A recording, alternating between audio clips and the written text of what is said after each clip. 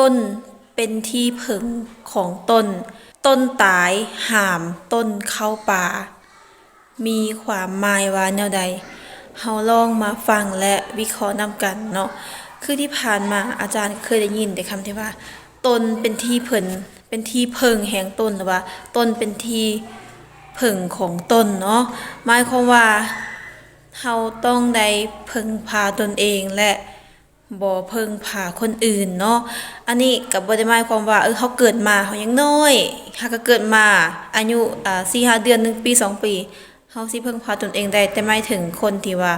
เป็นผู้ใหญ่เนาะอายุ15 ปีขึ้นไป18 ปีขึ้นไปที่ว่ามันบรรลุนิติภาวะเนาะต้นเป็นที่พึ่งแห่งต้นก็คือว่าเฮาจะต้องรับผิดชอบชีวิตของตัวเองนั่น100%เนาะคือสุขภาพของเฮาอยากจะให้มันดีอยากจะให้จิตใจปลอดโปร่งอยากจะให้ร่างกายแข็งแรงสมบูรณ์อยากจะได้แบบนั้นนะให้มันได้นะขึ้นอยู่กับความรับผิดชอบในการดูแลร่างกายของเฮานั่นเองเนาะ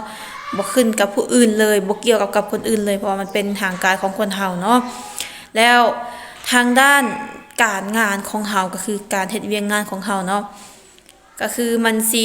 ราบรื่นไปได้ดีหรือว่ามันสิล้มเหลวมันสิซักซ่ามันสิไวมันสิละเอียดมันสิรอบคอบขึ้นอยู่กับเฮาเนาะการงานของเฮาเองเนาะแล้วอีกอันนึงก็คือในเรื่องของการเงิน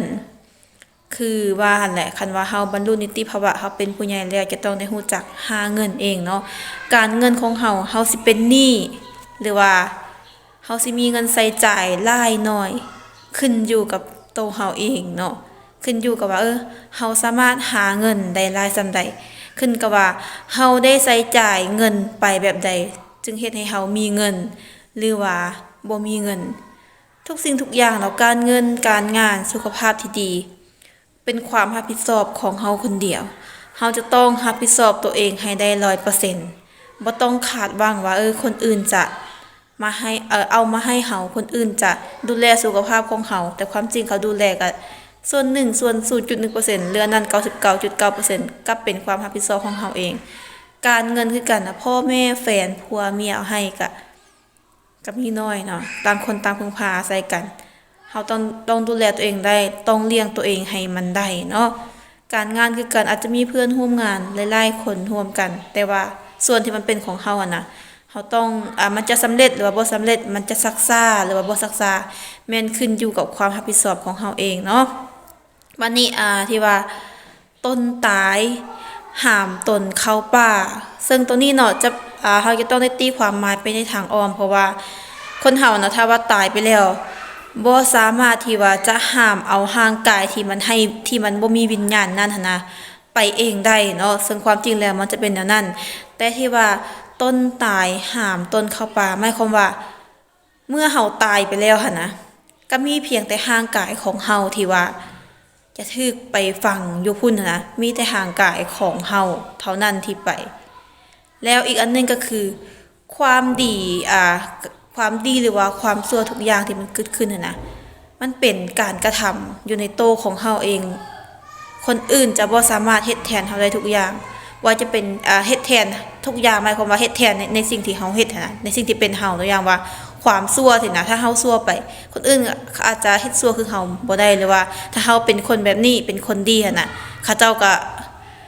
บ่อาจสามารถที่ว่าจะเป็นคนดีแบบเฮาได้หรือว่าถ้าว่าเป็นคนที่ว่าเฮ็ดเวียกที่รอบคอบเขาเจ้าก็อาจจะเฮ็ดรอบคอบแต่ว่ามันจะบ่คือเฮาได้ก็คือผู้ใดจะเป็นผู้นั้นเนาะว่าจะเป็นในการ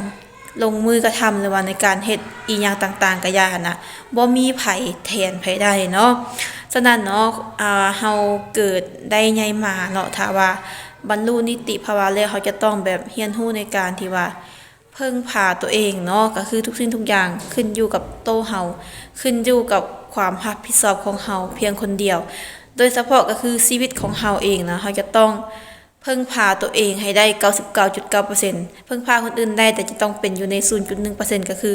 พึ่งพาน้อยเดียวนั่นเองเนาะแล้วเฮาก็ต้องพึ่งพาตัวเองให้ได้